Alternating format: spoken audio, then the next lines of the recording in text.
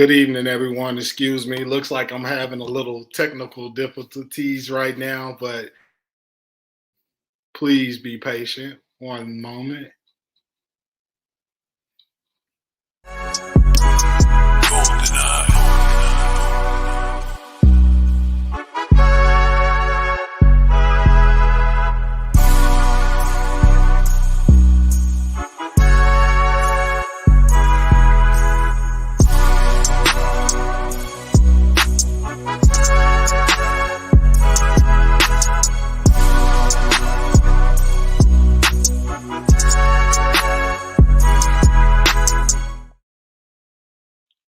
All right. Good evening. Good evening.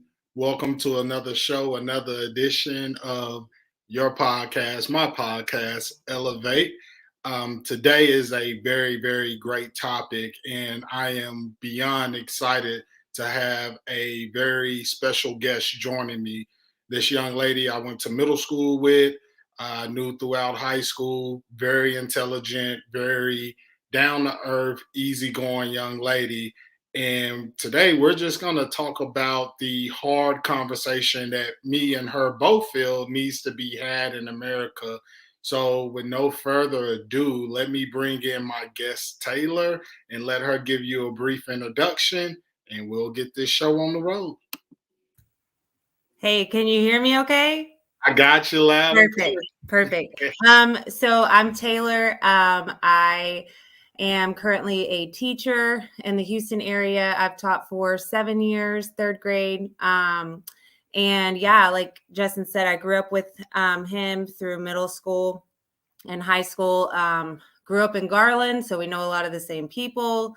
So yeah, just trying to walk this path and, just try and become a better person and grow. And so this is a perfect opportunity for that.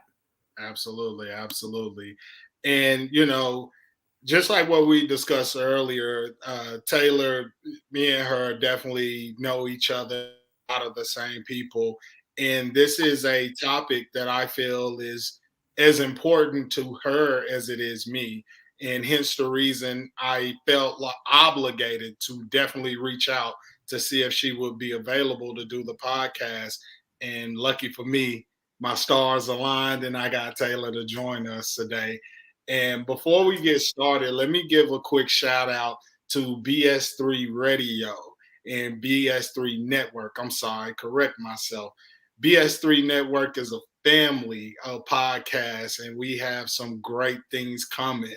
And I am just so excited and thrilled for the opportunity and glad that those guys saw something in me that I feel like I want to share with the rest of the world. And also, another special shout out to my nonprofit, Men and Women of Perception. We are based out of Garland, but we're willing and ready to roll up our sleeves and do the work and get dirty. And I know with COVID and everything, Garland hasn't really seen a lot of us, but I will assure you, coming 2022, you will see a lot more things going on. We are proud to announce that we will be partnering with the city of Garland to do the Juneteenth event. So please be on the lookout for that. I am more than ecstatic. I cannot wait to see what we can come up with. So with all that being said, with no further ado, Taylor, I didn't know you were in Houston. I am, yeah. But first, I want to say congratulations. That's awesome. Getting to work with the city of Garland and yes, ma'am. With the Juneteenth celebration. Yeah, I'm in the Houston area. Been here almost 10 years. So so yeah, well, 8 years, but yeah, close enough. But yeah, I've been down here. Interesting. I'm a Dallas girl. Always said I would never go to Houston, and God has a sense of humor. So here I am. What brought on the change to Houston? I met my husband, and he's in oil and gas. And so just when we got together and things started progressing, just moved down here and, That's awesome. Yeah. Start a family. It's so good to see you. I haven't seen you in years. And I know. It's good to see you too. Like, going from Brandenburg to adulthood, really. And for me, it's mind blowing that the technology today, social media, keeps us all in the same, contact, being able to see photos of we were kids and now we have kids of our own. Yeah. That's what's crazy to me. And just adulting, as they call it, buying houses and doing things that adults do. It's like mind blowing, and I'm super proud of you. I truly am. And I wish you guys nothing but the best. Thank you. Well, right back at you. I always say though, I'm glad they didn't have social media back in our day because Yeah, it was in a lot of trouble, right? yeah, yeah. But yeah. But thank you for having me. I'm glad to be here. Looking to just share and grow and you know all of that. So Absolutely. So let's just go ahead and jump into it. sure. As we know, our topic is white privilege, and I just want to know, what does that mean to you when you hear that? How does that register to you? Yeah. So it's interesting because I w- so I will say my views have transcended right over time and have just changed completely.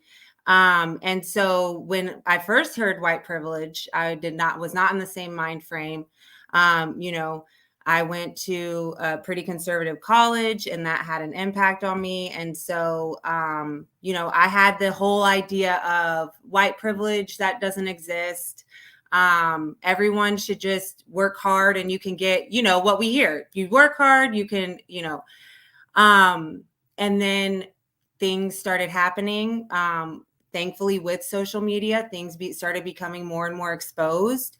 And it just kind of, I really started shifting. I had started shifting once I became a teacher in 2014, really started taking off because I started to see real life where kids were coming from. And so white privilege basically was not a great thing for me until then. And what it means is that no matter what, I always have a one up. Anyone who is white and I say all in the current state of things will always have a one up until we can make some changes because we're a country that's, you know, um, based on more white men and trying to maintain that. And it's just, yeah. So I just think white privilege definitely is something that is not, a lot of people I don't think understand it. Right. It's something that I have been very conscious of since really digging into. So So let me ask you this. You mentioned that you went to a conservative school, and I don't want to say anything that makes you feel like, oh no, I can't say that, or don't talk about this. yeah, You stop me at any given time. sure. What school was that you felt like it's a little conservative? Uh, Texas A&M. Oh, you know yeah, so and I'll say they trying to do some things to really you know come around, I guess. I don't know, but yeah, I mean, it's a super conservative um college, and I went from a big city right into this small town, and has a small, at the time, had a small town feel. And so it was just very like um I don't know. It was just very conservative, and you kind of get enmeshed with it, and then it becomes you know, a like your beliefs change, and so my beliefs definitely shifted way more to the right, and then have since shifted way left. So, but I mean, yeah, it definitely had an impact on me. yeah. It's funny that you mentioned A&M. I think that was maybe my sophomore or junior year of high school. We had a basketball tournament, and we went to College Station, and we played on campus, which was a phenomenal experience for a kid. You know, it Mm-hmm. was mind blowing walking on a big time campus. But I don't know if that restaurant was there or not when you got there, but it was called Dixie Chicks. Was that still? Dixie Chicken, the Dixie Chicken. Yeah, that's Yeah. it. Yeah, So that's like the historical bar or whatever. yeah, and see, we didn't know anything about it, but what Mhm. was so funny was me and you know, the other guys on the team, we go into this bar slash restaurant to eat, and I promise you not, our coach got so pissed off because someone said, "Oh, here come a group of niggas," and that was like that blew my mind about A&M just to hear that. Like, wow, this is nuts. And mind you, this is like, you know, early 2000s. So we're as a people, not just blacks, but whites as well. We're not that far removed from that mentality, from segregation, from, you know, just total lack of empathy for other people. We're Yeah. not that far off. And it's mind blowing to think of right now, to be quite honest with you. Um, Well, it's like our parents, right? Like our parents were around when segregation still existed. You know, I mean, my dad, my mom was towards the end, but like even still, I mean, uh Garland schools weren't fully segregated for a while after. So it's like, you know, just seeing how it is so close. And that's the thing too, is I think, you know, our history books are very whitewashed, and I saw something on this, I don't know where it was, but I saw that talked about how when they've had civil rights or like pictures of Martin Luther King, they always make them in black and white so that they make it like to where it seems like it was a long time ago. And it's not like it's not a long time ago at all. And so I mean, think about it. When we were born, it was 20 years prior. 20 years. yeah, You know, that's crazy when you think of it. absolutely. So yeah, I mean, it's definitely yeah. Yeah. And that, you know, that's one of the things that I enjoy, like picking your brain on, is just knowing the history and knowing what you know about segregation and just, you know, white privilege in general. Like I guess my question would be like, why is it that white people are so afraid to acknowledge it or address it? It seems as if it's pushed aside, or oh, you're just complaining because of whatever the case may be. And you know, for me personally, I just like I told you earlier over the phone, I feel like in order to know where you're going, you have to know where you come from. And our history is American history. When I say, you know, my neighbor asked me that, you know, the other day, like, do you think we should have Black History Month? And I'm like, well, to be quite honest with you, no, because American history is Black history. Yeah. This is, you know, just as much as American culture is just as much Black culture than most people truly want to realize or acknowledge. And let me go ahead and bring in our second guest. This brother here really needs no introduction. He has been on this podcast several times. And once him and his beautiful lady have this baby, I hope to make him my permanent co host. So let me go ahead and introduce my brother CJ. Hello, hello, hello. Yeah, I don't know. This might have to be my last podcast because after that, I'd be having to beg my baby girl to get on these. But I think this might be my last one for a good while. So, Don't get in trouble, appreciate. man. Don't get in trouble. Let me Nah, go it's ahead all and good, get to man. some of these comments real quick. I got my cousin, Ivan Dawkins. What's up, Kinfolk? I have the man himself, Mr. Ben, Mr. BS3. This is the man, the myth, and the legend, by the way. Good evening, sir. And we have other people. Mr. Little, hello, family. How are you? and I have my other cousin, Alicia. Hey, fam.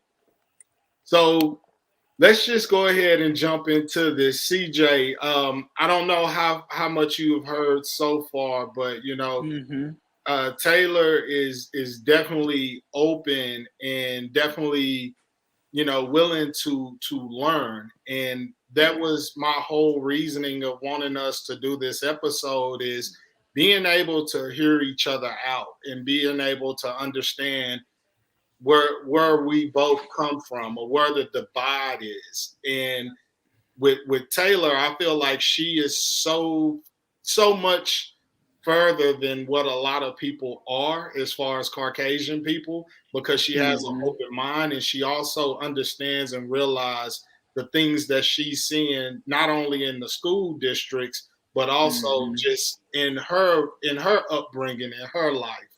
And Taylor, I don't know if you want to share that or not, but you made a very great point earlier today when we were talking about, parenting and some of those values or some of those, things that rub off on their kids, and the kids don't even look at it or think anything of it, which now we come to know as microaggressions, which are really, to be truly honest with you, just stereotype and believe in the hype. That's just really what it is. But if you would, you can share that with my beautiful guests in the building tonight.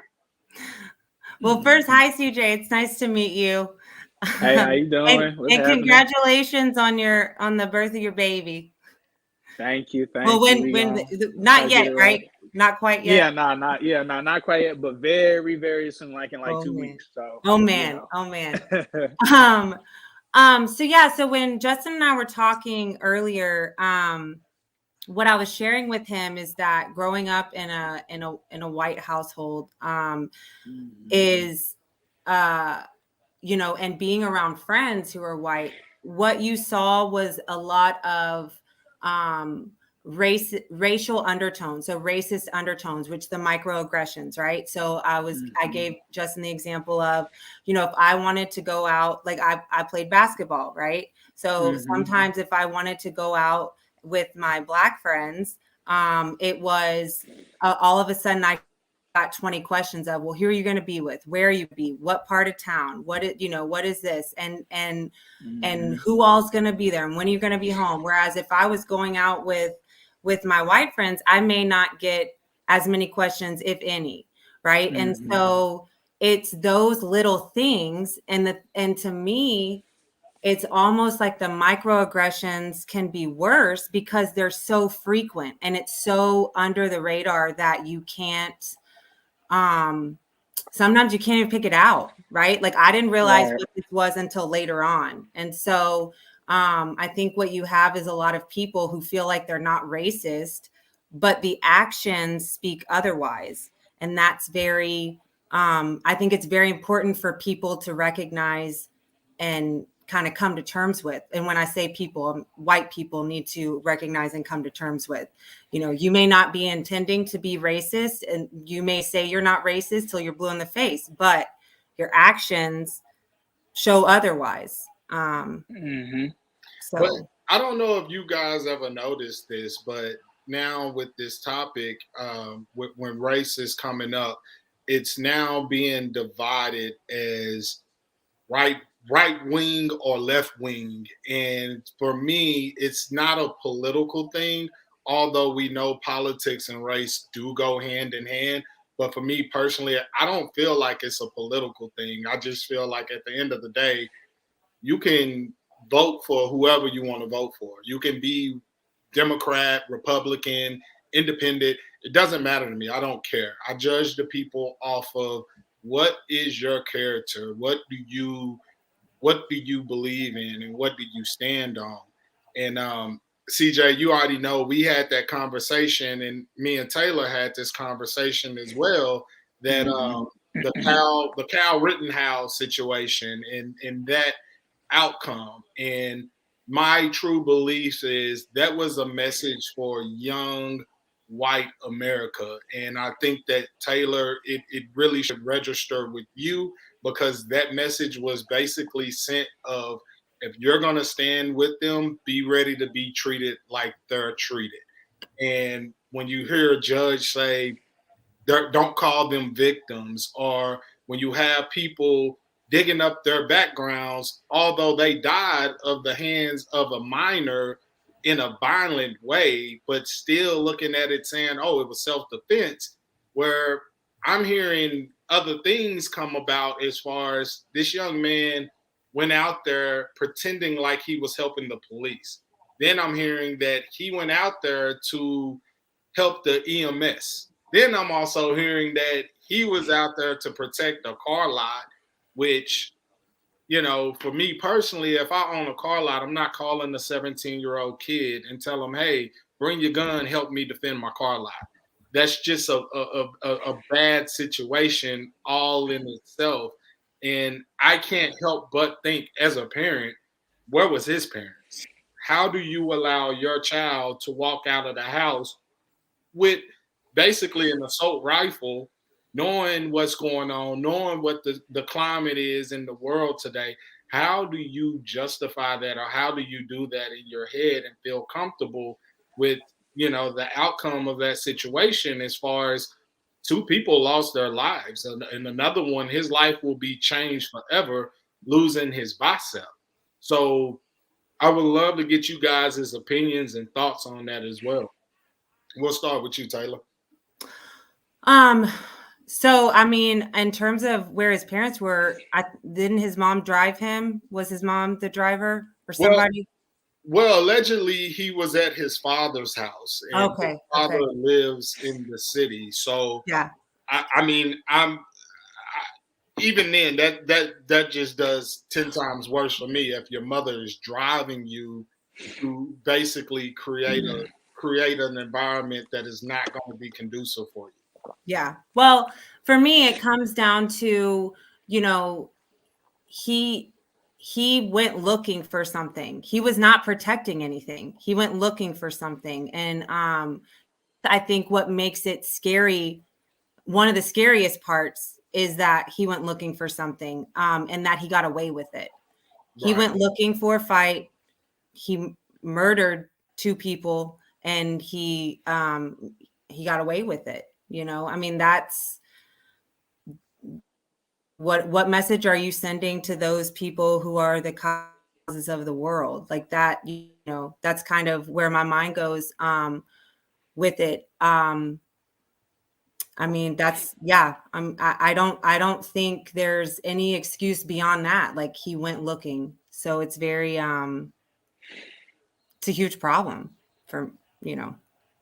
And, you know, just to, you know, piggyback off what you're saying, let me retrace my statement. It was a message for white America, but it also was a message for Black America as well.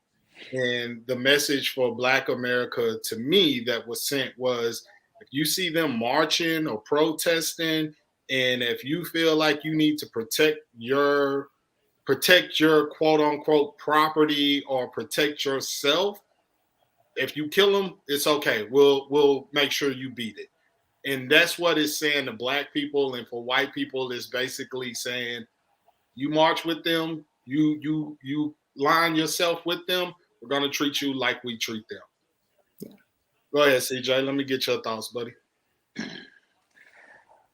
Well, I mean, well, first off, you know, in America, we have too many of these quote unquote these vigilantes, these acts of patriotism, and we're gonna, you know, and that is a bunch of bullshit.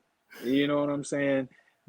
I'm sorry, Taylor. See, now I'm a lot more. I 100% am. Okay. Trust me, 100% okay with it. 100%. Hey, I'm a little bit more radical than your boy Justin. You know, I start throwing F-bombs when sometimes you might hear me slip the N-word out here if you was there. So I'm just letting you know. I won't do that, but the cussing will definitely, you know. No, yeah, I got you. But I'm just, you know. Yeah. But what I was trying to say is, you know, these, you know, you have white America, you know, you have these vigilantes. That's why it's a quote unquote vigilantes, these acts of patriotism. Oh, we're catching the bad guys and all that.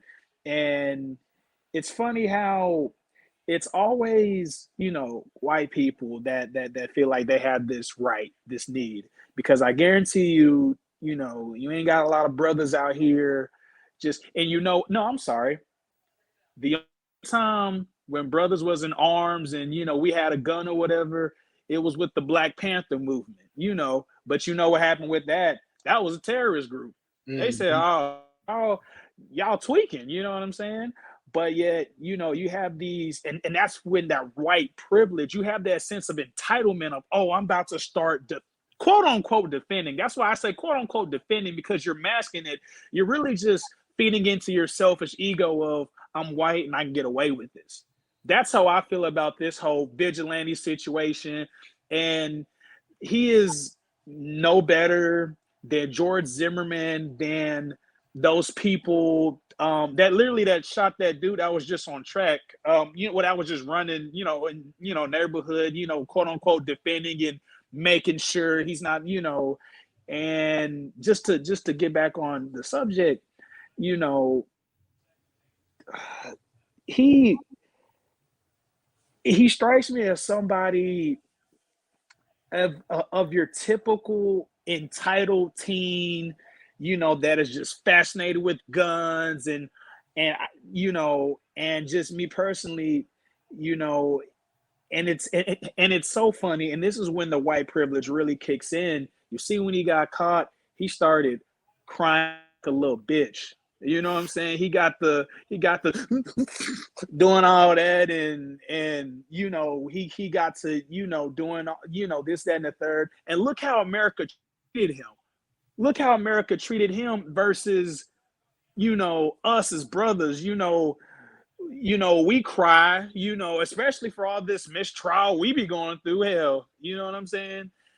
And then all of a sudden, you know, we crying and we, you know, guess what America tells us to do? Oh, suck it up. Oh, if you don't like the time, don't do the crime or whatever. You know what I'm saying? So that's why, you know, it kind of hits a little different. But that's kind of what I gotta say about that situation. Go ahead, Justin. You got it. So I'm getting back to my comments, and just like what Ben is saying, protesting has a new meaning, and for me, you know, it's I don't know, man. Sometimes I just get lost for words when I see the injustice, and that's why I was telling you earlier today, Taylor. I don't want you to consider yourself an ally. I want you to consider yourself a co-conspirator. And the difference is, an ally is someone that just says, yeah, I recognize it, I see it, but it is what it is. What can I do about it? A co-conspirator is that person that says, you know what, I recognize it, I see it, and I'm going to take to action. And for you personally, I don't want you to put yourself in harm's way. But what I would like to see you do is this conversation here. Pass this along to your peers. Pass this along to your family, your friends, your kids. You may lose friends behind this, but at the end of the day, you're standing for something that means something. You're standing for something that you know is right. And it's funny that you brought up Martin Luther King, because I believe he was the one that quoted, injustice for anyone is an injustice for all. And that to me really resonated when, you know, during this whole trial, and even Ahmaud Arbery, I know the world was really, especially the black world, we were really on top of that trial thinking, if this happens, I was afraid of the outcome. I was afraid not if those guys got off, like, oh my God, it's going to happen, but I was afraid of, what are my people going to do? How are my people going to respond to this? How are my people going to react to this? And one of the biggest trials that really hit me hard was watching the Trayvon Martin trial, watching how they depict this young man as a thug, and oh, let's show him with pictures with golds in his mouth. Let's talk about him being suspended from school But at the end of the day, he was attacked by a grown man that was told by law enforcement, do not pursue him. But he did it anyway. He killed a young man because a young man was defending himself and really just beat his ass. And he felt the need to, I got to shoot him. When this young man had Skittles and a tea from going to the corner store. That to me scares me because I'm raising, young black men themselves, and my heart just goes out to that family, and it goes out to the young black men today because this isn't nothing new. It just so happens now we have this thing called social media. Just so happens now that we have, phones with cameras on. Like, just seeing can't even remember the guy's name that was shot and killed in the car with his daughter in the back seat with his girlfriend in the front seat. Orlando Castile. Yes, thank you. That situation, and hearing that poor little girl consoling her mother, hearing the mother say yes sir, no sir to the officer that just took the life of her her her spouse. Like, it's certain things that I feel like white America, because you don't get to experience it, it's like, okay, out of sight, out of mind. I get stopped by the cop. Guess what? I get to have my attitude. I get to, what are you pulling me over for? What's the problem? Blah, blah, blah. But with us, it's like, shit. I don't want to die today. Like, let me just make it home. You gonna write this ticket? Write this ticket. You want to search my car? Fuck it. Search the car. Like, whatever you need to do, I don't care. Just let me get home to fight and live another day. And that's an uncomfortable situation and uncomfortable conversation that I'm gonna have to have with my kids. I have a 14-year-old that just turned 14 today, my stepson, Jaden Noble. I have a 11-year-old in Jeremiah Caraway, and I have a 4-year-old in Justice Caraway. And when they get of age to start driving, for Jaden, that's 2 years removed. I have to have that tough conversation to let them know the do's and the don'ts. And that's something that I feel like white America doesn't have to necessarily concern themselves with. They don't have to worry about it. Yeah. I mean, that was a big aha. Sorry, go ahead. No. You got it. I was just going to say that was a very big aha for me, is learning the kinds of conversations that are had within Black families. And also, I mean, just things that I'll give you a great example.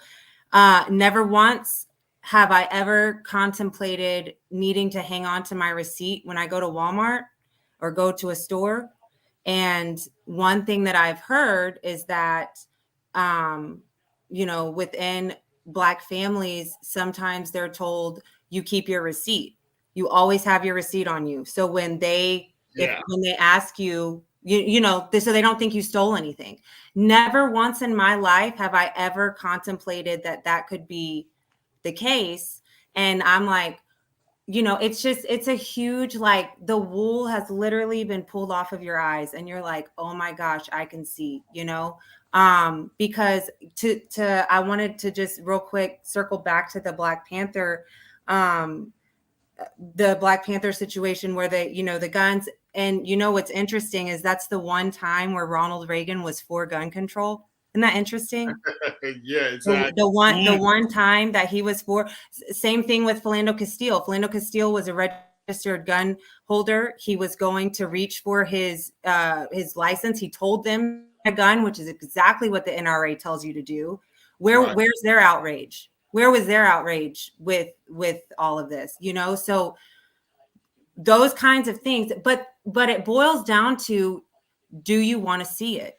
And I think a lot of people are comfortable with burying their heads in the sand, unfortunately. Yeah, absolutely. Because you have to take in consideration, it's just like what my sister just said on the comment. She is like, with liberty and justice for a select few. And just like what we discussed earlier, Taylor, this country was designed for people like CJ, myself, not in mind. And even you as a white woman, you were put on the back burner as well, where, you may understand and see white privilege, but that wasn't designed for you. Now, you may be closer to it because of your complexion, but at the end of the day, please know and understand when Trump can say things like grab her by the pussy and still be selected as president, that's neither here nor there, though. Because, I mean, like I said, we all have skeletons in our closet. But for him to endorse the Kyle Rittenhouse situation, like, oh, well, he's a good guy. This shouldn't even went to trial. Like, I heard his comments, and it's like, okay, because you think, and it's so screwed up because they're ruining this kid's life and he doesn't even understand it and realize it. I don't think that Kyle Rittenhouse is particularly a bad person or a racist. I don't feel that way. But I feel like now, because of the people that are in his ear, he's going to become that. Because now with the people that supported him, the people that donated money for his trial and for his defense, this was a guy that honestly America wouldn't have gave a shit about because he was not in the elite class of white dominance of the white society. And even for Trump to endorse that really just shows you he knows who his audience is. He knows who to target. He knows that, hey, if you enjoyed the privilege of having white privilege, you want to keep a guy like me around. And that's what's scary to me when I hear people going back and forth over this, when they make it political. It's basically you're choosing to ignore the obvious. You're choosing to ignore that this man will blatantly come out and just put it out there like, oh, shithole country of Mexico or shithole country of Haiti, when it's like, yo, these people are hurting. These people look at America as the American dream that we're all sold. And, just to go back a little bit, my cousin made a great comment. She said, and now there are laws in place that are prohibiting teaching our history. Sad. And, Taylor, I definitely want to get your thoughts on that. I don't know if you're familiar with the 1619 project and what that was about and what that was trying to do. I would love to hear your thoughts on that if you don't mind. Yeah, so I know a little bit about it. I don't know a whole lot. From what I do know, it's basically history, but starting in 1619, which was the year when slavery that was the year when slavery started, or no? I believe No, that's yeah, you're right. Yeah, yeah. right. Okay. Yeah. So it's it's, from what I understand, it's Black history, but like legit enriched Black history. The unwhitewashed version of Black history. And I'll be honest, 100% needed. 100% needed in the schools. Because point, it's American history. And so I definitely think those things need to be in the schools. I mean, it's hard because I feel like it's fighting a losing battle, honestly, because you've got where we are. But I mean, it's one of the reasons like why I'm in it, because it's got to start somewhere, right? And so you've got to, just kind of keep going. But yeah, I mean, from what I've heard a little bit about it, and 100 believe and agree that we should be doing that kind of curriculum, having those kinds of things taught. It's got to be. It's our history. Absolutely. And and let me get back to this comment as well. This is a comment that my sister posted. The Black students who lived in Garland before Garland was, I can't even see. well, basically the black students that lived in Garland before Garland was integrated was going to Carver High School, which was the black high school in Garland, based on Booker T. Washington High School in Dallas. And, my siblings, I'm the youngest of 7, and I have so much respect for my older siblings because they seen a lot, they know a lot, and I gain a lot of wisdom from them. And it reminds me of a saying that I always used to remind myself of: a smart man learns from his mistakes, a wise man learns from other people's mistakes. And just to go back on the 1619, I feel like that's what it is. They do, when I say they, I'm meaning Caucasian people, they do not want to let that secret out. They do not want people to have that knowledge or that wisdom about themselves. And I have a shirt that says Black privilege. And the reason I love that shirt is I'm so excited wearing that shirt because I just think about what my ancestors had to endure, what, some of my family members, what they had to endure. And the fact that us as a people, we can make it through all that and still be here today and still be a deciding factor in this country, to be quite honest with you. And for me, it's really okay. We have to pay attention. We have to know that this country was built on racism, violence, and just pure dominance of I'm gonna make my way. And that's what happened. The Caucasian male came to this country and said, you know what? We're gonna make our way. And it's so messed up because Taylor, I mean, I know you can attest to this because we went to school together. They didn't teach us much about Malcolm X. They didn't teach you anything about Marcus Garvey.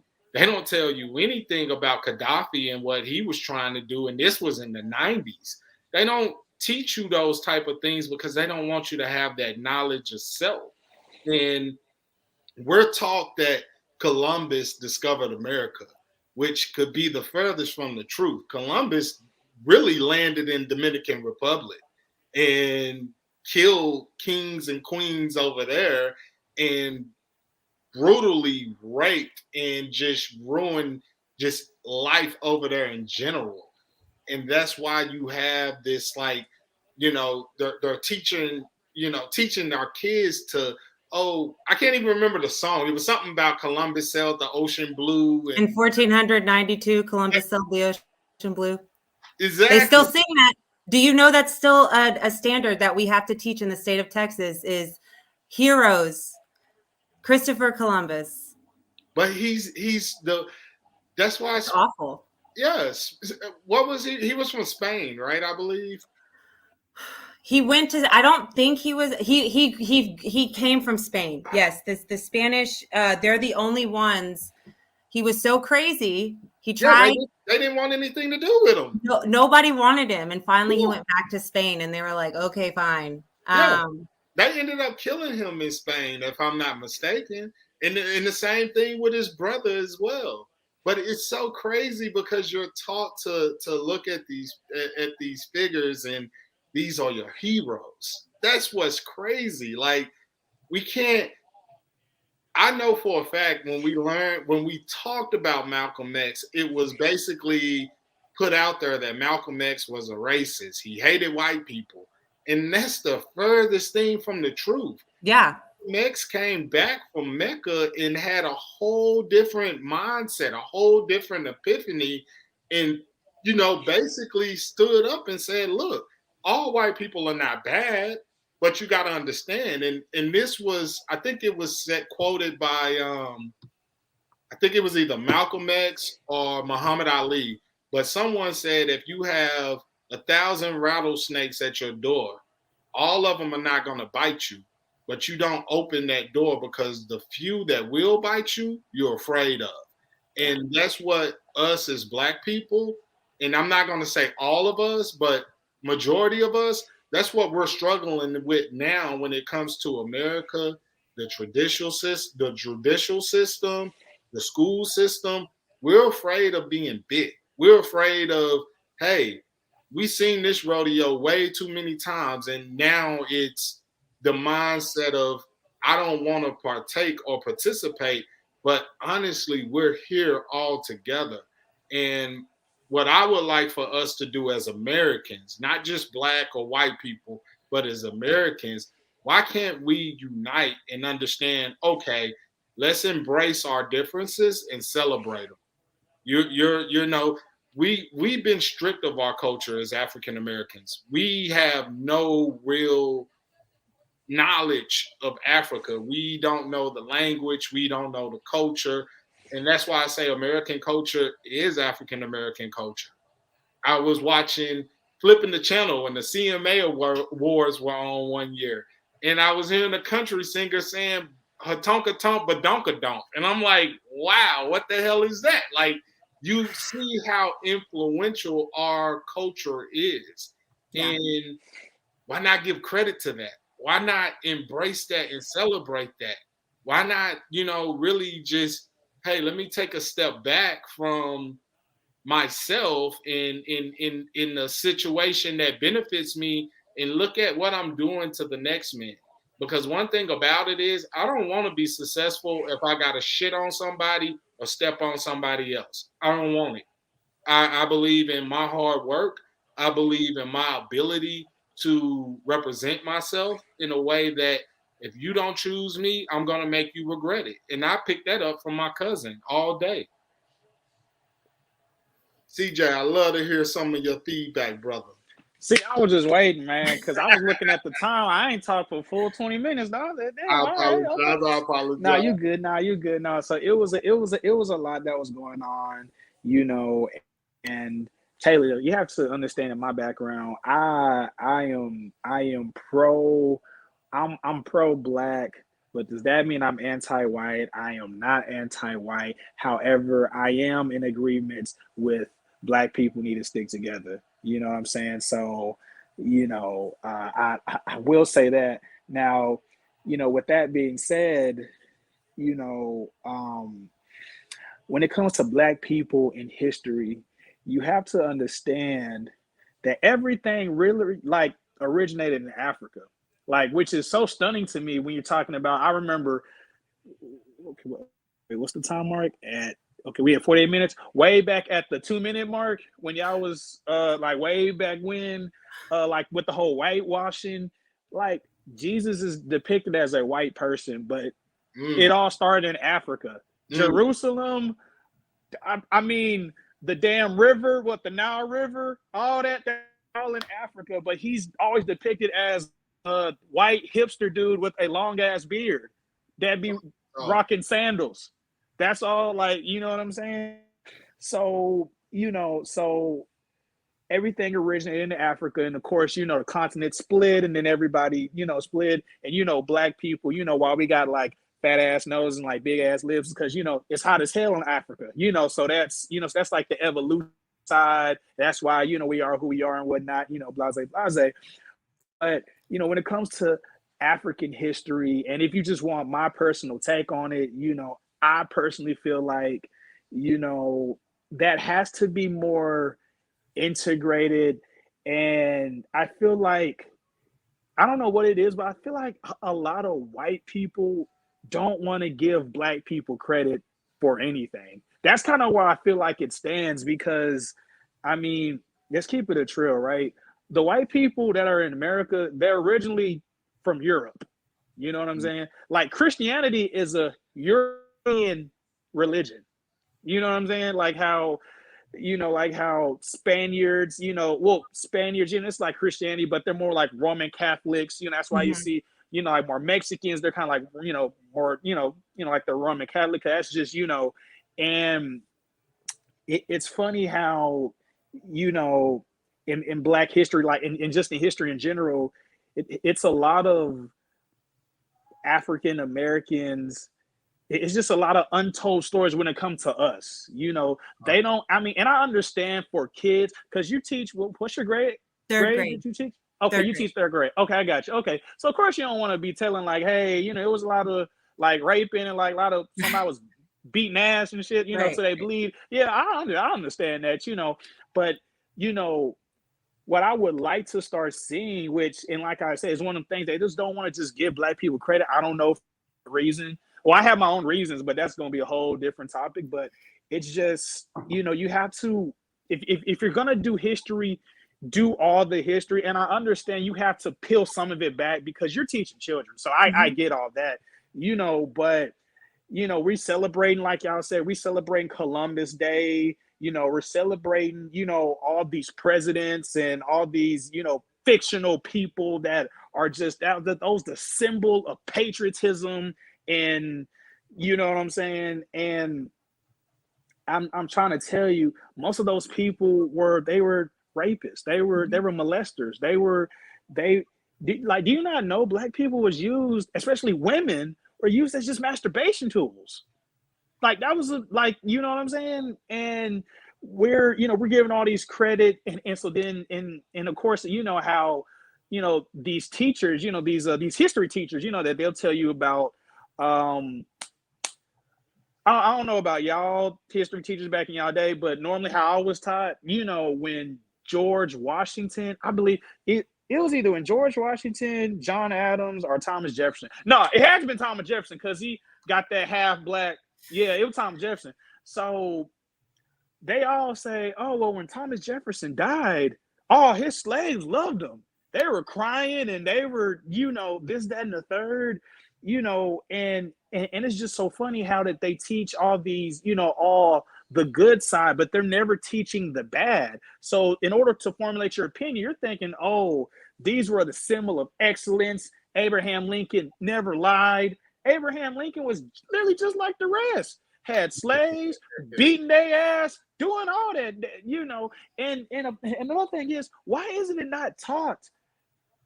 And this is how it's taught. Abraham Lincoln, he freed the slaves in 1865 because he was just looking at niggas getting their ass whooped. They were just like, oh man, that's wrong. Let me just stop. No, he did not. He freed slaves because he wanted control of the South. That was there, and he was like, you know what? I'm a hoe y'all. I'm gonna get rid of that little. I'm gonna say, hey, there's no more slaves, and he's knowing it's like a mind game. He's like, no, okay, y'all ain't got no more slaves, which is that's like the 90% of y'all. You know, y'all gonna fall and crumble to Robert F. Lee. Robert F. Lee. Yeah, I think that's yeah. But that's but you don't never hear that side of history. You don't ever hear that was only just for a political game. If he could have got control of the South without involving slaves, because he just knew it's like way too many niggas out here in the South, then it like who knows where we would have been. Hell, me and my family joke, he said, man, he probably wouldn't even have undid it, like slavery would still be going on until the 20th century. You know what I'm saying? So I'm just saying, like, you have all this stuff that is just omitted from history. And I don't, I just can only just pray as we're getting older and just as, the teaching system, they have to start teaching both sides to formulate that opinion. Otherwise, you're going to have these newer generation, trying to be like these, these certain individuals. But that's kind of what I have to say about some stuff right there. Well, for me, I feel like there's no teaching both sides. I feel like you teach the truth. That's it. You teach the truth. We're going to be able to correct it. We're going to be able to move forward as a United States, as a country that has justice for all, a country that recognizes all its people, no matter what color, no matter what, gender, any of that. And it's hilarious because I was having this conversation and I was talking about a comedian that said, you wonder why when white folks go out of the country, they get kidnapped. Black folks don't. Because the terrorists know the United States don't give a shit about black folks. Like, you're not going to get anything holding black folks hostage. So even with things like that. And, you know, Taylor, I wanted to touch on, I saw your Facebook post, which I thought was hilarious, about, you know, it was something, it was the cartoon of the teacher, well, not the teacher, but the parent outside of the school saying, you know, get ready for another shooting drill. But then the parents are outside of the school saying, no, don't teach my kids that, meaning Black history. Like, no, I don't want my kids to learn that. Yeah. So, I mean, that's what I mean, honestly, Taylor. And that's why I want to give you your flowers today, is the fact that you were bold enough to post something like that. It means a lot to me. It truly does. And I can't remember the young man that you were fighting with that was your classmate from Garland High. I cannot remember his name to save my life, but it was a post that you made about Trump, and he was trying to let you have it. And I was like, no, man, this is BS. And I ended up I don't remember who it was, but I remember you saying something. I was like, oh, okay. Yeah, Yes. I private messaged him, and we had a lengthy conversation. And the thing was he was a really good person. He just was washed. He didn't understand. And I'm like, you know, I grew up in East Garland too. I'm like, okay, that's fine. But you grew up on the other side where you didn't experience the things that I experienced. You didn't run with the crowd that I ran with. And I asked him, like, did you ever go to Lou Huff? No. Okay, then. So you didn't necessarily grow up in East Garland. If anybody knows East Garland, you know Lou Huff Park and Recreations. And that was considered the Black Rec for years. And when we would leave, I remember being a kid, we would leave and get in the back of trucks and cars and going over to Granger to play summer league basketball. And that was considered the white rec. It was just crazy to me that, I mean, this is in the 90s where we were doing this, and it was considered the Black rec and the white rec. And nobody, you came to Lou Huff, you had to have that dog in you because we didn't have AC. It's 100 degrees outside during the summer, and we had ceiling fan, well, not even ceiling fan, the big box fans, and then we had the windows open. So you played there. In my mind, damn it, you could have played anywhere. And it was that experience alone that, you know, like I shared with you, I didn't go to the schools within East Garland. I was bused. I caught that DART bus to Club Hill, to Brandenburg, to South Garland. That was my upbringing, and that was my, you know, perception of Garland.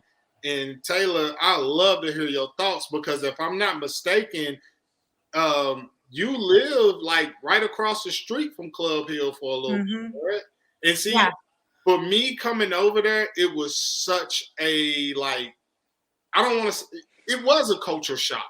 It was, damn, look at their houses. Like, they got doorbells. And, you know, like something as simple as that, like they have doorbells. They don't have, if they have a screen door, guess what? It's there because they leave their door open so they can see outside. Not where I'm at. Hell no. And it was times, and I share this with my fiance all the time, when her and her cousins would, you know, come pick me up, I would stand outside, and this is not a shot towards my mom or my dad or anything, but it was just the mindset, me being young and just dumb. But I would stand outside because she grew up in Richardson where they had an atrium, and I didn't even know what the hell that was. I had to ask her, why the hell y'all got a tree in y'all house? Like a full-blown tree in y'all Wait, time out. Hold on. Wait, that's what you called it? That exactly. I didn't know that either. No, I was like, what is an atrium? See, it's an atrium. I didn't know it either. And man, if you will hear the stories Melissa tells me about that atrium, I'm like, how the fuck y'all even do that? When I first went over there, I was just so like, oh shit. Like I didn't know what to do. I felt like, damn, do I need to, you know, take my shoes off at the door? Well, shit, hold on. My socks may not be right.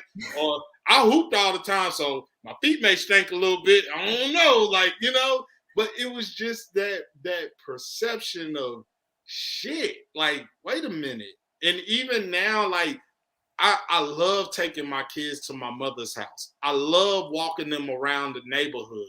I love when they see me, you know, interact in my neighborhood or going around seeing the elders of my neighborhood and being able to have that like tight-knit community. Like, those are not like the guys, and Taylor, you know, like Antoine, Dunn, those are guys that I look at as brothers. Those are not friends of mine. Those are brothers of mine, because we can relate to waking up, get your 50 cent, walking to the bus stop, rain, sleet, or snow. We get into that bus stop because if we don't get to school and we trying to skip, guess what? Your neighbor's gonna whoop your ass, and then you gotta hear it from your mama. You may get your ass whooped again. So it was a whole totally different ball game.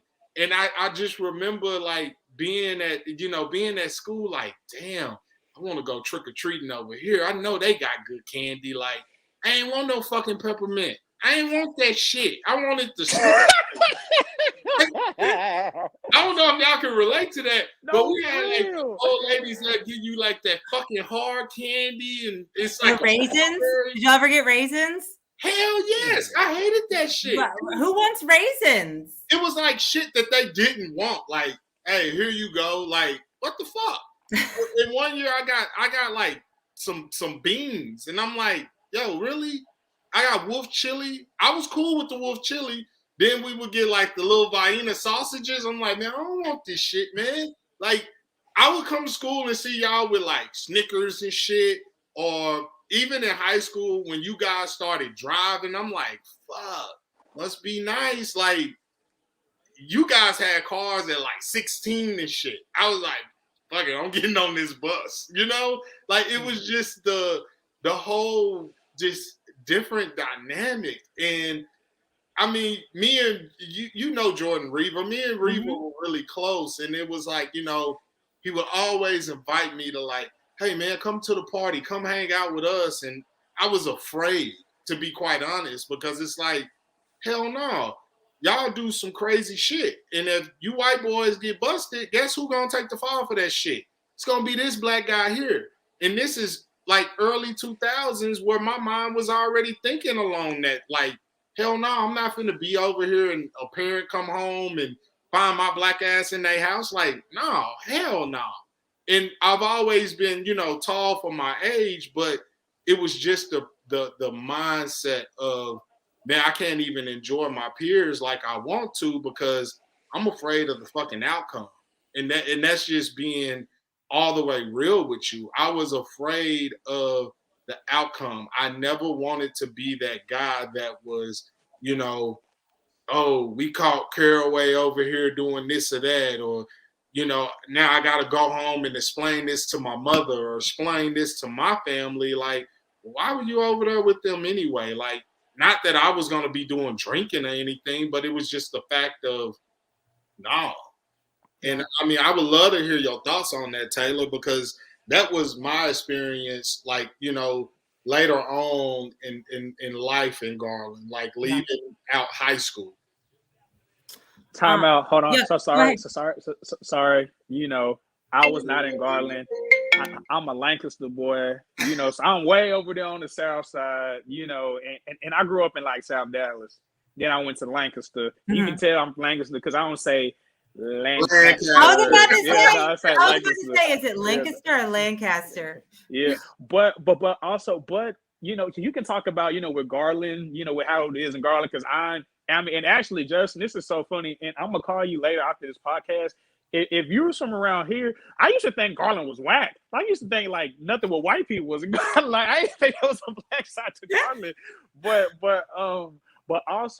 while you answer his question, I also wanted to also ask, and like I said, maybe you can incorporate it in your question. Sure. What is your relationship with black people? So you can also incorporate that into, you know, life in Garland, and you know how, you know, because apparently your place was banging, and Justin was from the slums out here eating. Hey! I wasn't from the slums. No. Let's get that right. Okay. No, I know. But we had things, believe me. But Yeah. we wasn't too far off as far as, South Dallas. Of course, you had your crackheads and your, drug dealers and stuff. Yeah. We had that in our community as well. Right, for sure. The thing is honestly, when we would play kids from Dallas, we knew that the perception was that, like, oh, they white, they don't know no better. Then we go out there and whoop their ass, they'd be like, oh shit, no, because we would catch the bus, man. We would literally, the bus was our shit. We would catch the dark bus from East Garland. Yeah. We would go over to Oak Cliff and South Dallas and West Dallas, and we just go play basketball, man. And the fun thing was like everybody over there treated us like we belonged, like we were from there. And that gave us a lot of our toughness. And I appreciate Dallas for that, because that gave us a lot of our toughness. That gave us a lot of it really had us appreciating the shit that we did have, to be quite honest with you, because we were able to see like, oh shit, it could be worse. Hell yeah. I'm sorry. Nah, for real. But go ahead, Taylor. My bad. I was just trying to incorporate, Absolutely. Go ahead. Okay. So in terms, real quick, to answer your question, CJ, then I want to clarify, Justin, what with your question. So I mean, in terms of, so when you say like, what's my relationship to Black people, what do you mean? Like how Justin, well? I'm looking at you. Hold on, Justin. I'm looking at you. I'm looking at her. Okay. So Taylor, hold on. Let me help you, CJ, before you go. All right, go ahead. So Taylor, you have to understand. He gave you the disclaimer earlier. Yeah. CJ is, what I love about CJ is that he's gonna speak his mind. Yeah, no, I want him to. I just want to make sure I answer the question fully. So like, in terms of that, like, do you mean like just how have I interacted with Black people over my lifetime, or? So when I mean by what's your relationship, I mean, okay, so yes, have you interacted? But like, when I'm like in a relationship, I'm not just talking about like on a date, unless you want to go there. But I was just speaking more as far as, your experiences with Black people, with, I don't know, timeout. Have you dated a Black man? Kind of, not like officially, but yeah, like I definitely. I already know what that means. Hey, I already know what that means. But no, we don't. If we gonna speak it. Okay. So when I mean by like your relationship with Black people, I'm just meaning like, what was you all? I don't know, because I'm not white. I'm not, but we get several conversations about white women and how white men act, and then you're out there in the world with white women and white men. But as far as your relationship, like when I mean by what's your relationship, like how do you interact when you see a Black person? What do you think?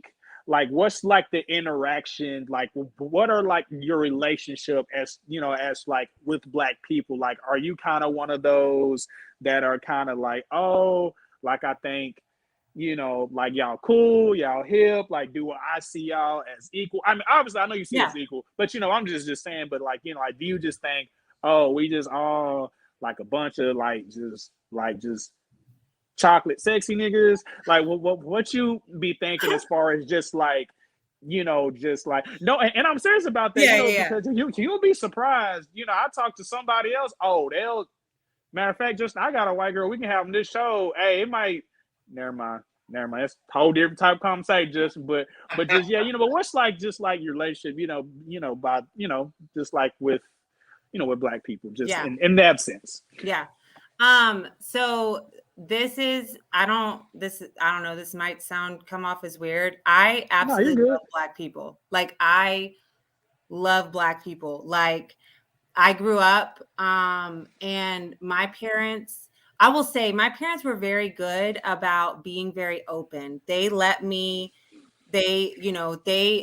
there were, again, like there were some undertones just because, I mean, they grew up in it, so you kind of have some of those understood things, but my parents were very open. I had a Black best friend in elementary school, went to her house all the time. Like my parents never had a problem or concerns. I think for me, I was an athlete and I played basketball, and so I got enmeshed with, you know, the girls on my team and the things that they were doing, and you just kind of like everything kind of like comes together. And so Yeah. I gained a huge appreciation for the Black culture, and obviously back then didn't know what I know now. Went to college kind of threw me off for a few years, but like now, I mean, it's like the love I have for Black people now is so intense. And part of that, I think, is like I'm Native American. I'm 20% Native American. My grandfather was born on the reservation. And like I have a paper, I'm Porch Creek, Atmore, Alabama, like my mom, like, I mean, full, yeah. So I think maybe like part of it's just that my heritage and just wanting to know more about other cultures, but like I want to do all the research. Like I want to know all the things. Like I was telling Justin, I learned recently that the Second Amendment was actually they came up with the Second Amendment because of slavery. And I never knew that. I never knew that it was basically an agreement because slave owners wanted to be able to defend themselves against the slave revolt.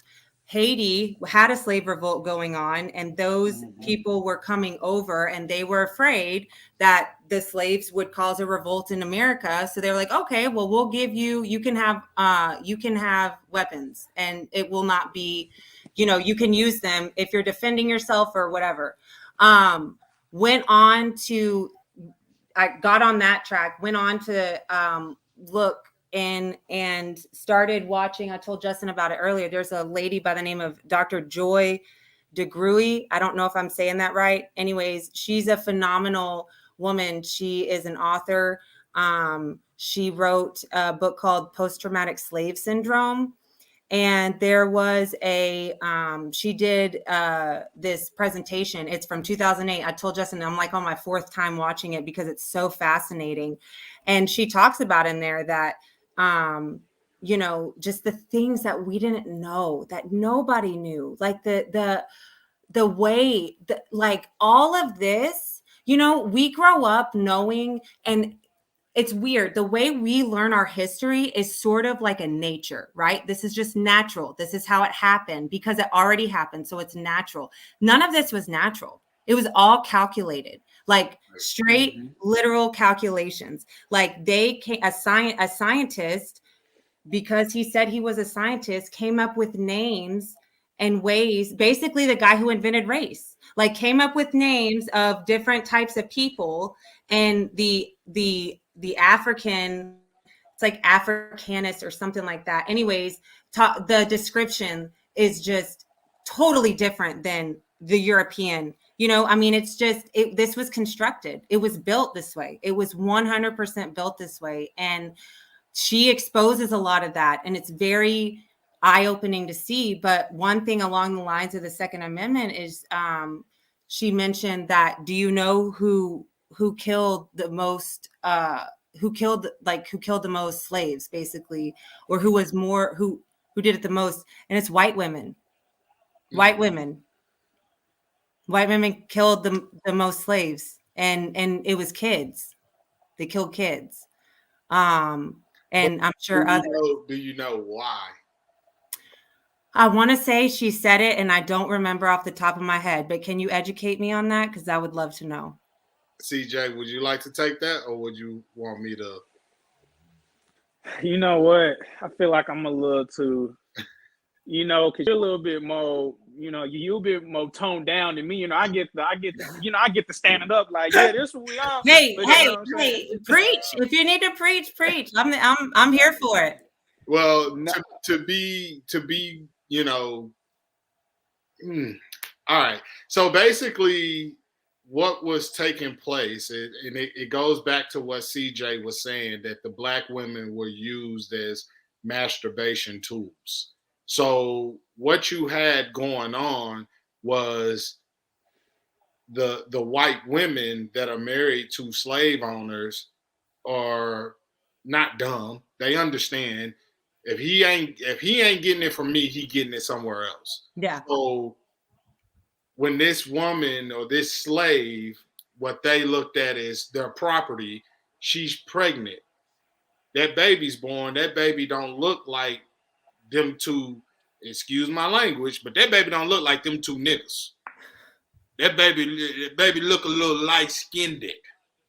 So that's what you're speaking of, where white women were appalled.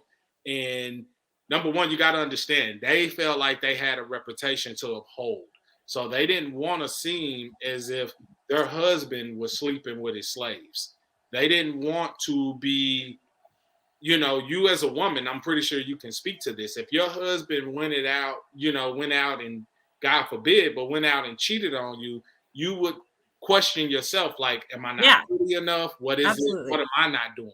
Yeah. So imagine what it was for them back then. Yeah. So, that is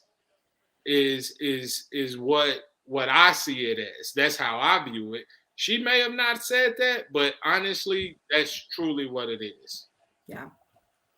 Go ahead. No, go ahead. No, you please go ahead, because go ahead. No, I want to hear it. Tell me. No, so the reason, right?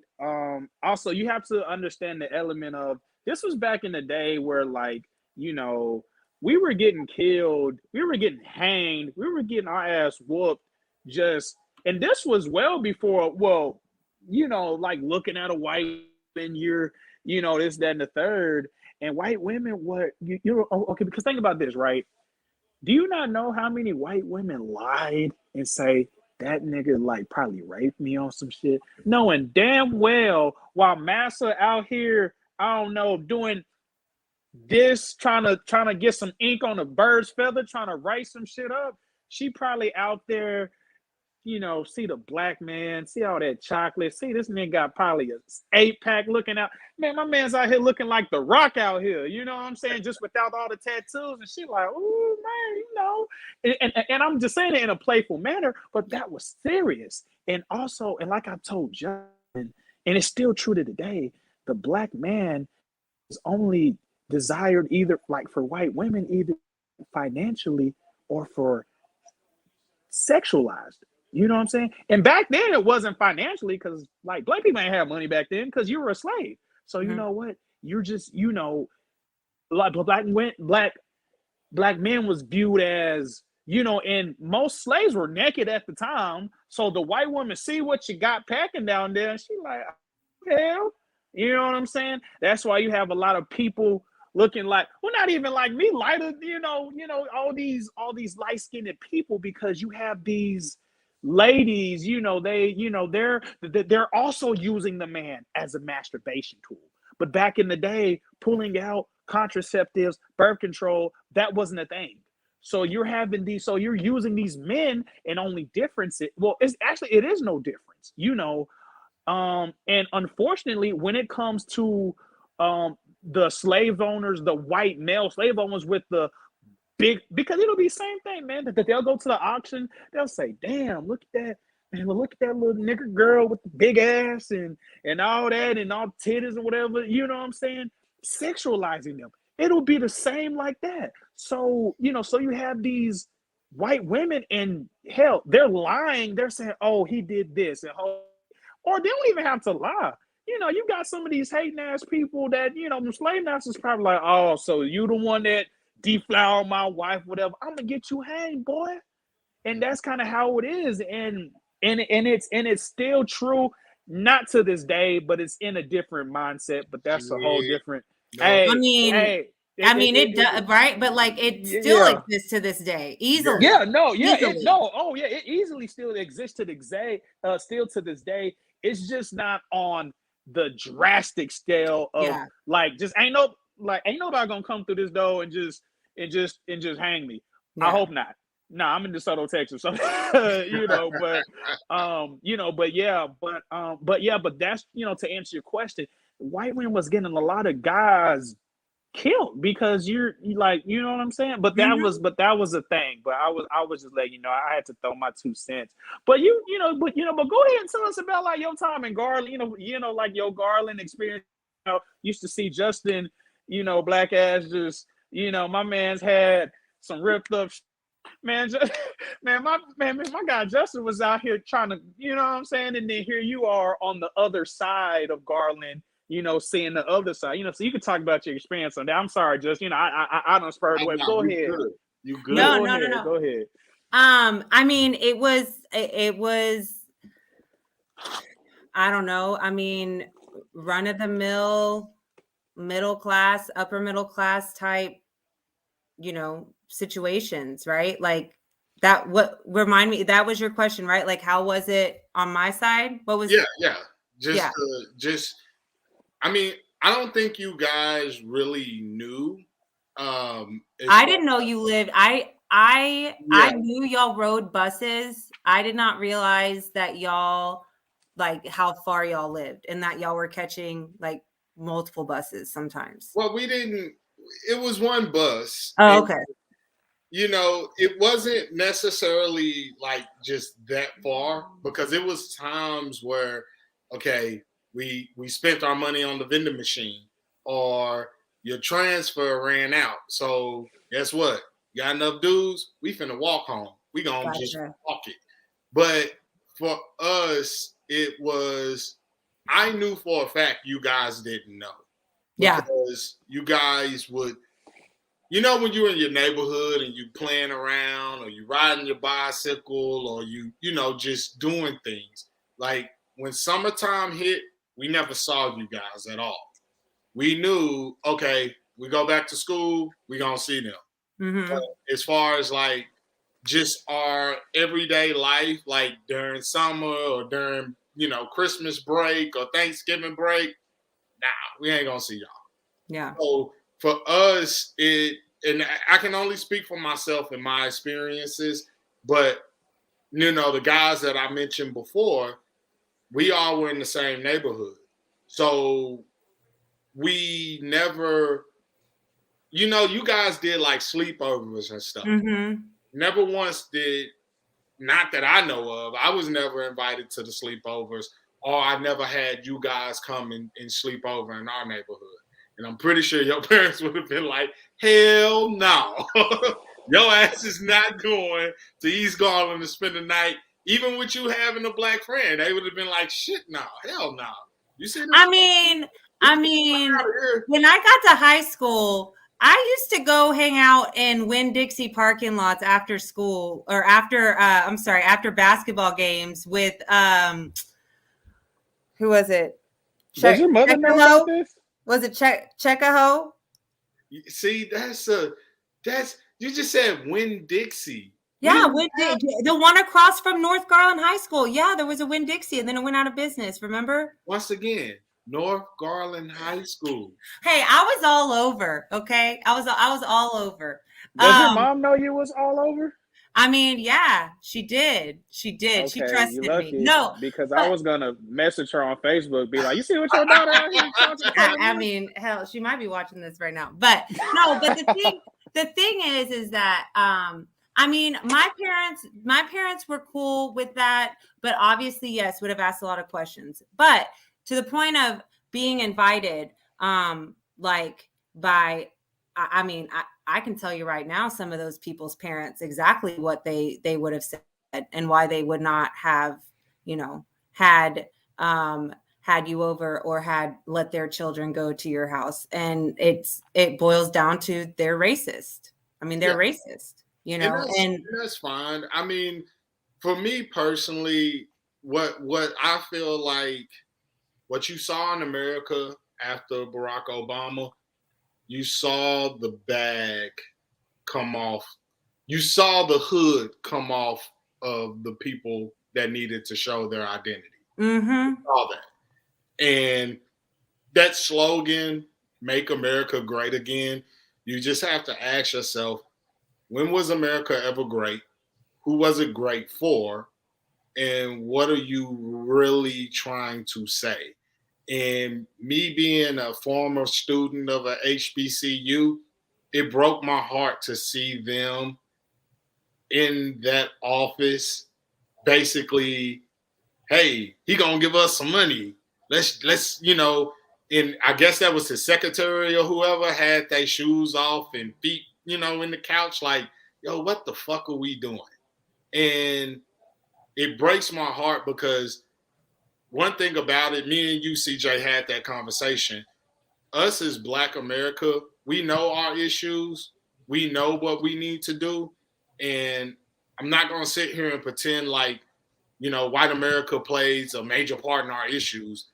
No, we were put in certain positions because of white America and because of systemic racism and because of white privilege. But we have the ability to change that. And not only that, but like I said, if I have you as a co-conspirator, Taylor, I feel very confident and comfortable that you're going to point out the bullshit. And then you leave the rest of the work up to me. You leave that up to me and CJ. You allow us to address our people, allow us to handle our people. And I think, and once again, this is just my personal opinion, and I think that's why you get the assassination of Martin Luther King. You get the assassination of JFK. You get the assassination of Malcolm X. Those exact reasons is that you had allies in JFK co-conspirators in JFK that said, you know what, this shit ain't right. And you had people of Malcolm X and Martin Luther King that said, you know what, you just do your part and I'll make sure to get my people on board so they can understand and realize, look here, this person here, he ain't that. He ain't cut from that cloth. He may have lived it, he may have experienced it, but from his knowledge of self and from what he knows about himself, that's not going to define him, and he refuses to see the bullshit perpetuated and carry on for generations to come. And that's why I feel like you see those three in particular assassinated. And if you want to go a step further, you can go to Marcus Garvey. If you want to go a step ahead, you can go to Louis Farrakhan and why they silenced his voice, and he's no longer allowed to use social media platforms. You want to go a step further, you can go to, Gaddafi and what he wanted to do for the Nation of Islam, and the fact that America said, hell no, you can't give those niggas that type of money. As a matter of fact, we coming over there to kill you. And that's stuff that we're not taught. That's stuff that we're not privileged to. And it's so important, and it all boils down to the white privilege. Like, you felt comfortable going to hang out within Black environments. At any given moment, you knew all I gotta do is pick up this phone and make a call. Yeah. Shit's comfortable for me again. Yeah. Where for me, hanging in your environment, I couldn't make a call. Yeah. I'm gonna be the one questioned. I'm gonna be the one that's, what are you doing over here? Why are you on this side of town? Well, who do you know here? And stuff like that. And it's sad to honestly, and I'm not trying to make you feel any way, but no. That was the experience that I had, as far as you guys were cool as shit at school. I enjoyed hanging with y'all. I enjoyed talking with y'all. I enjoyed just kicking the shit with y'all. Once we walked off that campus, I knew the fucking difference. I knew that it was a side, and you don't have to choose when you this. You don't choose. It's chosen for you. But you have the complexion for the protection. And also, you have the complexion where if I can get more people like you to understand and open your eyes to realize, hey, I stand with Justin and CJ, or I stand with what they're saying. And it's not because I like them as an individual, it's because I recognize bullshit when I see it. Mm-hmm. I think then we can really truly start making headway and changes that we need to see happen in this country. Yeah. Yeah. I definitely agree. And I think, I think right now for me as somebody who's kind of already on the journey, there's a few things that I'm trying to be cognizant of, and also trying to kind of figure out and navigate. So maybe y'all can help me a little bit with this. So like one of the things I'm trying to obviously like be very, very aware of is the whole like white savior, like trying not to be, trying not to go too far in terms of I know sometimes people can get caught up in it. I am somebody who just believes that everybody is entitled to their human rights, and so like that's where my want comes from. But I definitely understand the white savior kind of complex, and I have to watch myself with that. I guess for me, like where I'm trying to navigate is I want to help, I don't want to overstep.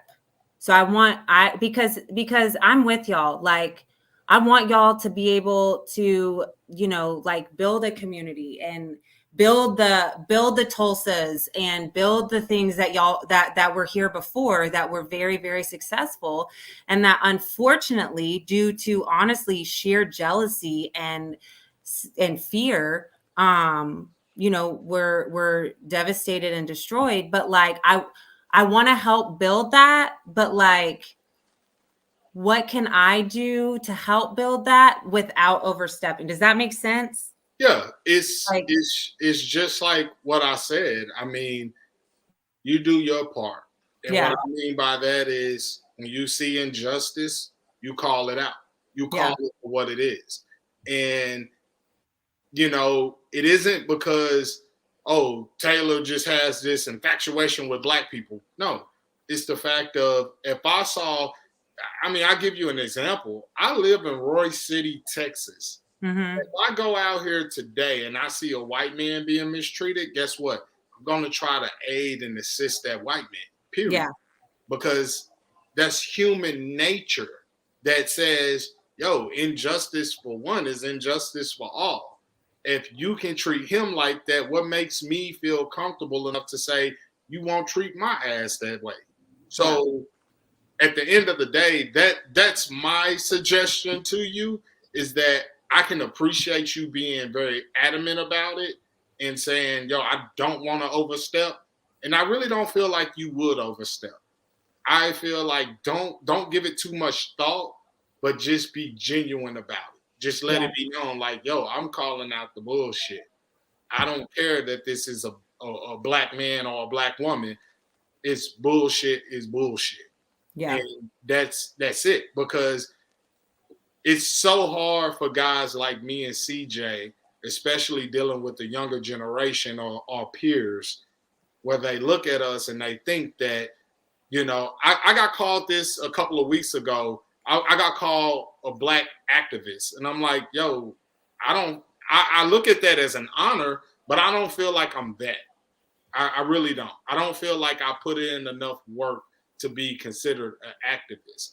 I feel like I'm someone that stands up for what I know is right.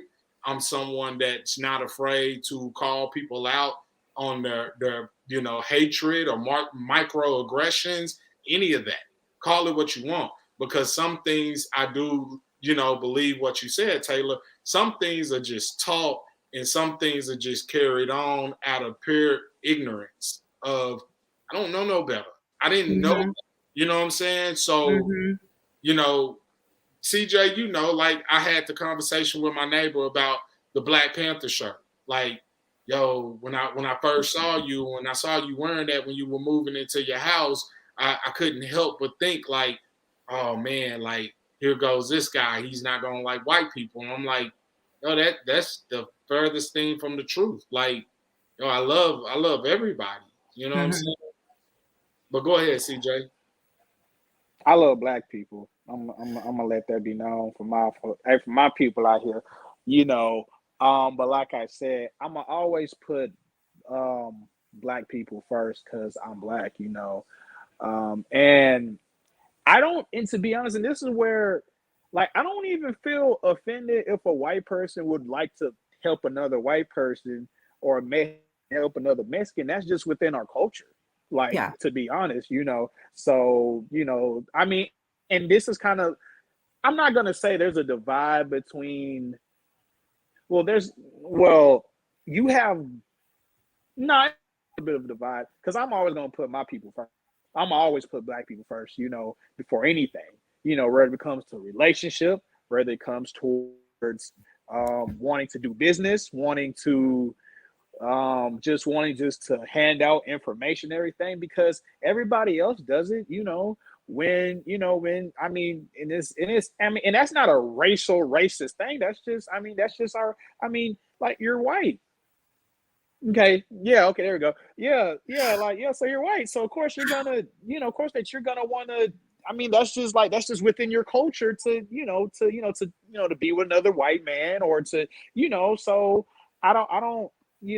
I'm very, pro black, and I'm always gonna, just ride for my people. Now with that being said, I don't also, I'm not, you know. I'm not gonna belittle another race or another ethnic group. I'm never doing that. Now that's when you're kind of, crossing that border, But just to simply prefer, your own race, but because I'm black, specifically, preferring your black preferences, and as it is now. See now, Justin, you would have had. See now, had that been me, if old boy was like, oh, he hate white people. No, I hate white people, but I'm gonna put us first. I mean, what you gonna be on? Like that, straight like that, But like I said, Justin's a little bit more, that nigga put on the little glasses, he gets, what I'm saying, But hey, that's my guy. That's my guy. Just, that's my Those are guy. his glasses. I like those. I No, appreciate you. yeah, boy, man, that's my Next train. bro. Hey, every educated nigga got them glasses, bro. Like I swear, I kid you. Hey, I kid you not. Hey, when people want to. And that's no diss to you, but that's a diss to other people, bro. So when they want to sound educated, bro, I've seen like rappers. I've seen 2 Chainz, Lil Wayne put them glasses on. They think they're a philanthropist, girl. You know what I'm saying? But no, but yeah, but but just serious, no, and then also like trying to to kind of answer like your question. Me personally, I feel like what you can do is just like how Justin said, you keep for one, I was really big on what Justin said. Just make it genuine, just call it out just call it out exactly how you see it.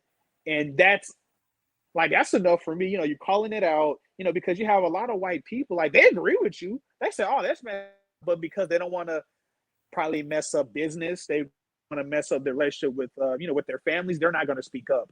But you know, if you're speaking up on what's right and right or what's wrong is wrong, you already got the one up, So I would just say, just keep being genuine. And, when it comes down to passing knowledge, it's okay.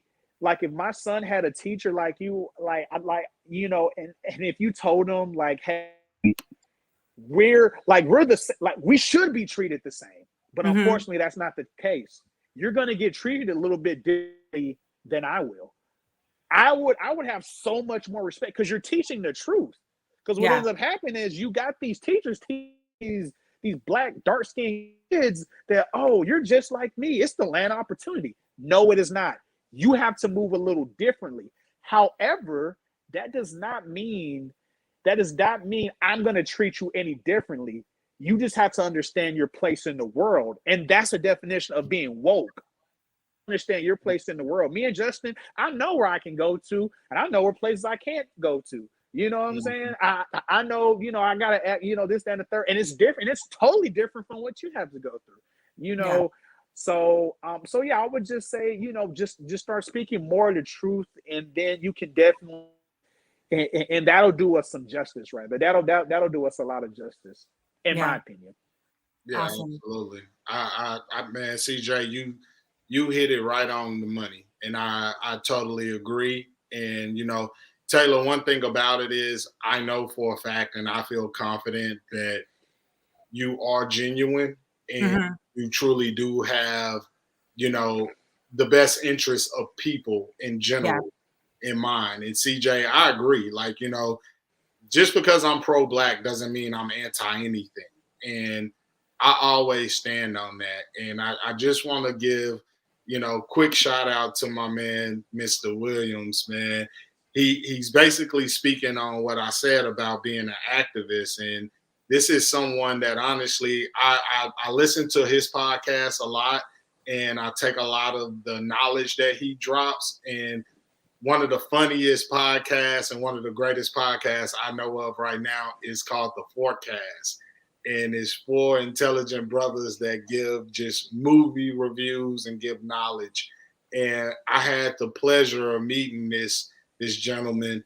And when I tell you, I can just see a lot of the knowledge. CJ, me and you have to get him on an episode and let him just drop some of those jewels to us.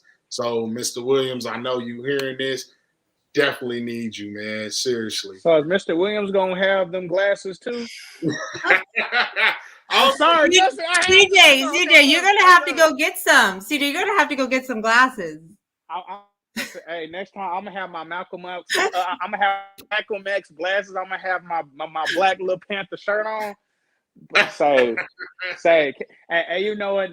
That's gonna be a long time, because this is probably gonna be my last podcast. Because, like I said, I got the pregnant lady, so I can't. So no, that's all good. I mean, you already know my office still stands, so right. You just do what you got to do. And Mr. Williams, if you would accept my friend request on Facebook, I could private message you, and I can set that up, sir. That'll be great. But neither here nor there.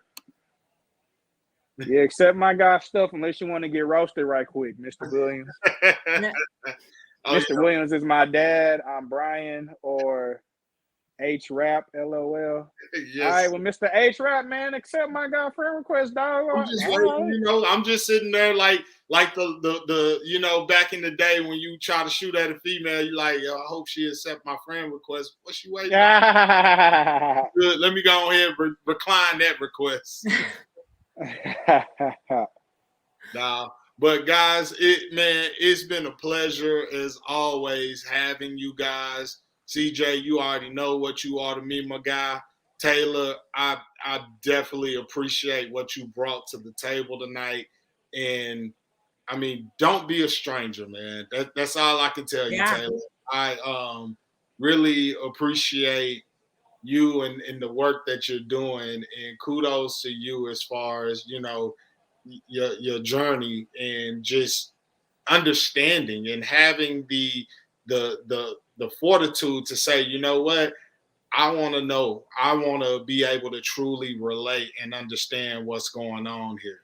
So I can totally appreciate that, and I think I can speak for me and CJ both when we say we definitely appreciate that. And we need more co-conspirators. Don't call your. Hey, I like it. I'm gonna stick with that. I like co-conspirators. Yeah, because that's what we need. We need those voices that are gonna be able to say, you know what, look, they can't come to certain areas or they can't speak to certain crowds, but guess who can? And it starts with you, and you have a big, big responsibility as far as teaching our youth, and hopefully you will become one of those teachers that they can look at and say, you know what? I remember when I was in 3rd grade, Miss Taylor taught me so much and opened my eyes to so many different things where they're comfortable. And I know you see that. We talked to Miss Lyons on Facebook. Yeah. And to me, that's crazy, because it's like, yo, this lady don't have to do that. But she's so passionate about her profession. And I'm praying and hoping, and it looks like you are, but I'm praying that you continue to have that type of strength to be passionate about your profession and what you do, because you're truly educating our youth, and you're going to be one of the key components in making America truly what it's supposed to be. And that's really, it's really all I got. CJ, any closing remarks? It was a pleasure, having you on the show.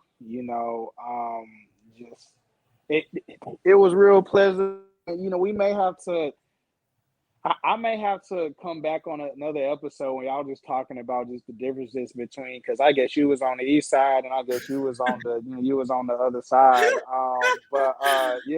Just on them days, because hell, I ain't know my boy Justin had to catch 5 buses and a goat to get to the gym. Hey, what it was one bus, and it was the 378.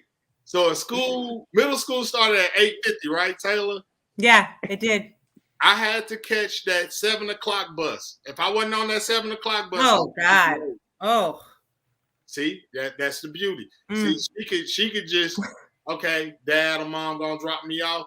Well, guess what? My mama was teaching in Dallas, so I had to get my ass up and get on the bus. Yeah, but I wouldn't change it for the world, because it made me who I am today, and it gives me this type of confidence to reach out to you and say, look, I need you. Would you please, and I guess that says something about my character as well. The fact that you would say, you know what, I'm going to take the time out of my day to participate in something that I feel like this young man is doing. That's great. And I definitely appreciate that, because you could have easily said, no, I'm not comfortable, or no, I don't want to do this. But CJ, I do want to point out a question that you asked her that she never answered. Oh gosh, okay. You asked her what was her relationship with black men, and she said, I sort of dated one. We don't know the answer to that. Brother, hey, you know what? Hey. Let's not get you in trouble, though, Tayller. We know you. Yeah, that's what I'm saying. Hey, that's why I stopped. Hey, Justin, that's why I chilled. Hey, Justin, that's why I chilled. Because I didn't want to. I don't want to overstep. Like, you know what I'm saying. So but Taylor, just know me and Justin, we know what you mean. That's all I'm gonna say. We know what you meant. That's all you know. Know what you meant. No, I really don't, because I can't. Bro, you don't get her in trouble, dog. Bro, you know what? Okay, all right. Okay. You're right. No, you're right. My bad. Way to reel me in, CJ, because I don't know what that means. I can't say. You don't know what you mean. Dated a white girl, like I don't know. What are you talking Justin, about? Like when you're just not official, like you talk, you kind of date, but you're not like ever like boyfriend and girlfriend. Y'all never. I guess my screen. You never talked to girls before when you would say like I'm talking, like, hey, yeah, we're talking, but like that means like we're dating, but not like. Justin. Anyways, when I mean, all right, look. Thank you for having me. There we go. I will come back anytime. Just name the time and I'll come back. I'm happy to talk and learn. Well, you best believe that'll be happening soon. And I definitely appreciate both of y'all. CJ, man, you definitely get ready for this baby. And we're here for you, my brother. All you gotta do is reach out. Got you. I don't know if you want to take my advice as parenting, but I know a little bit. I can get you through a little bit of the diaper changing. That's really not my thing. But as far as like, you got a little boy on the way, so I already know how to handle that. So we good there. Hey, just when I get my time to go, to get outside the house, just have the drinks ready for me, brother. That's all I'm gonna tell you. I got you. I don't know if y'all know this. I was sipping the old fashioned all night tonight. I figured. It was a beautiful. That cup is too fancy for water. What you see? Hey, I'm a little old school with Chick-fil-A. I had to stop drinking because I was. Mr. Lancaster coming out there. Hey, I had to stop. But go ahead, y'all got it. But no, it was nice having you on for real, Taylor and Justin. You know, it's always, man. You know, I'll holler at you. You know, always, man. I got your number, dog. Already, Taylor, you do the same. You got my number, so Absolutely. feel free. We'll definitely do this again, guys. And to my audience, thank you for being patient. I know we were supposed to go an hour. We went an hour and 50 minutes, but that sometimes happens when the conversation is that good. So thank you for everyone that gave support and showed support. I ask that you hit the like button. I ask that you subscribe. Feel free to look up my boy CJ on Facebook. Feel free to look up Taylor. Do you want people to be able to contact you? That's fine. I'm happy with I just want to grow. I'm down with any conversations, any friend ads, any of that. Right on. We got Houston, Texas, and DeSoto in the building. I mean South Dallas, but well, there we go. I claim. All right, y'all. Y'all have a good night, man. Appreciate everybody. One. All right. Bye. All right.